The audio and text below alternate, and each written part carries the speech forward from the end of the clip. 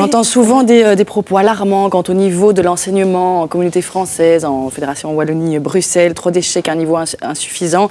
Alors on ne sait plus comment motiver les enfants en classe, ils ne sont pas très intéressés. Que diriez-vous d'une méthode vraiment ludique, supposée canaliser l'énergie des enfants afin de les aider à se concentrer et donc à réussir mieux? C'est apparemment la promesse de ce qu'on va découvrir tout de suite.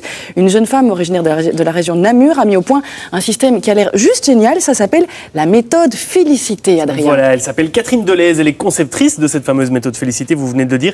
Elle est kinésiologue et elle a suivi une formation en psychologie corporelle intégrative. Rien que ça. Alors on verra ensemble comment on peut toutes et tous, si possible, tirer profit de cette méthode dans nos vies quotidiennes, notamment au travail, pourquoi pas.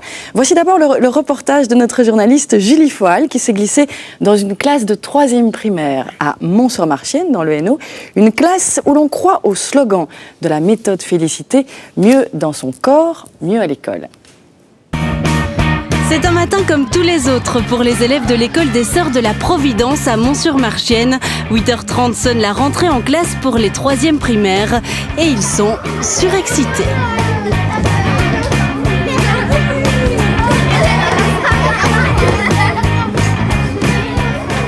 Bonjour à tous. Allez, on va s'installer, on va s'asseoir à sa place. Allez Lucas, tu t'assois correctement. Madame Stéphanie, leur institutrice, a une méthode pour canaliser toute cette énergie. Ça s'appelle la méthode Félicité et ça commence toujours par un grand verre d'eau. Pourquoi tu as ta bouteille d'eau là? Pour s'hydrater. Pourquoi? Pour avoir plus de force. Bien hydraté, c'est parti maintenant pour 10 minutes d'exercice. D'abord des exercices très dynamiques jusqu'au plus calme. Ouais. On va refaire les petits rythmes croisés, d'accord?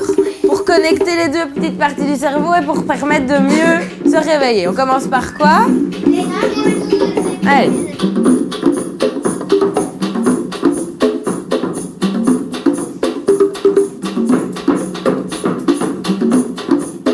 Je me sens fatiguée et un petit peu excitée quand je rentre en classe. Et quand on fait les méthodes, après, je me sens plus énervée, je me sens content. Est-ce que ça te fait du bien, ces petits exercices? Oui. Pourquoi? Parce que ça me permet, quand je rentre en classe, je suis énervée, mais ça me permet de me détendre. Tiens, tu peux la prendre? Ce sont des petites cartes conçues avec la méthode qui indique les exercices à faire. Tout leur petit corps est bien réveillé, place maintenant à l'expression. On va mettre ses bras en arc de cercle, d'accord? On va respirer, on va prendre toute la force. Et une fois qu'on est au-dessus, on va faire yes! Pour mettre la force à l'intérieur de nous. On lève les bras et yes! La méthode est appliquée chaque matin pendant quelques minutes, mais aussi quand ils rentrent de récré si Madame Stéphanie a du mal à retrouver leur attention. Faites chacun à votre rythme. On inspire. Et on va expirer tout l'air qu'on a dans le corps. Je vois déjà une différence pour tout ce qui est gestion de conflits. Donc, par exemple, ils vont essayer de se calmer en respirant, en faisant tous les exercices de respiration. Et puis, je vois bien aussi qu'ils sont dans l'apprentissage beaucoup plus concentrés à certains moments de la journée. Quand je vois que ça flanche, on essaye de réactiver ça et on est reparti pour une petite heure de concentration en plus. Vous pouvez sortir votre farde de devoir. On travaille mieux en classe parce qu'on est plus concentré. Après, on est plus intelligent et c'est mieux. Ça nous aide à travailler.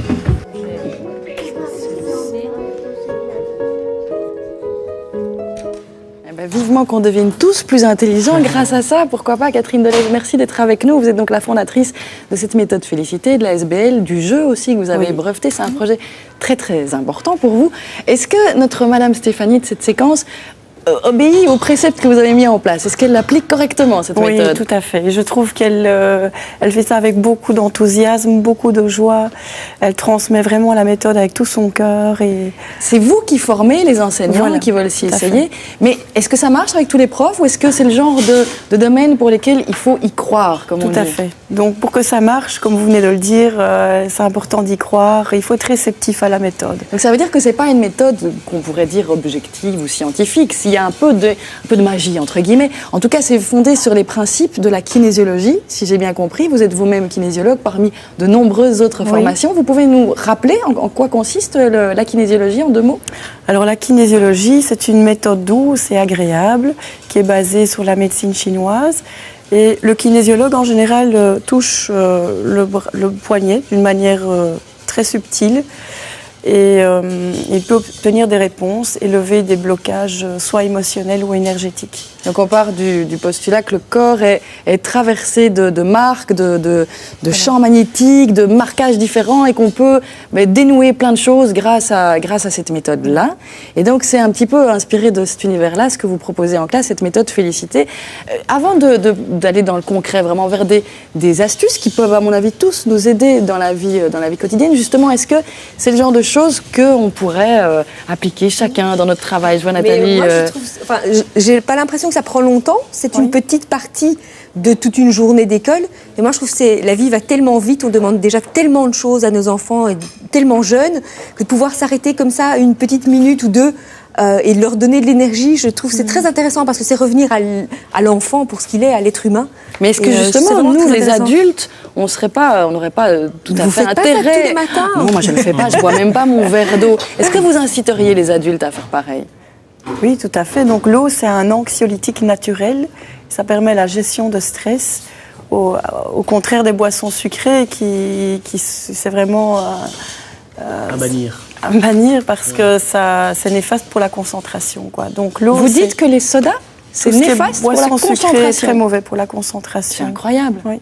Alors on l'a vu dans ce reportage, le premier geste, c'est boire de l'eau justement et aussi faire des mouvements croisés pour connecter les 2 hémisphères du cerveau. Alors ça c'est vraiment la base. Oui, ensuite, qu'est-ce qu'on peut faire par exemple pour aller vers le développement de la concentration? Qu'est-ce que vous proposez comme exercice concret? Alors pour la concentration, si vous voulez, on peut le faire ensemble. Ah oui, alors oui, on se met debout? On va se lever. D'accord, voilà, génial. Donc ça on peut tous le faire, on veut travailler à la maison par exemple ou au boulot, on se concentre.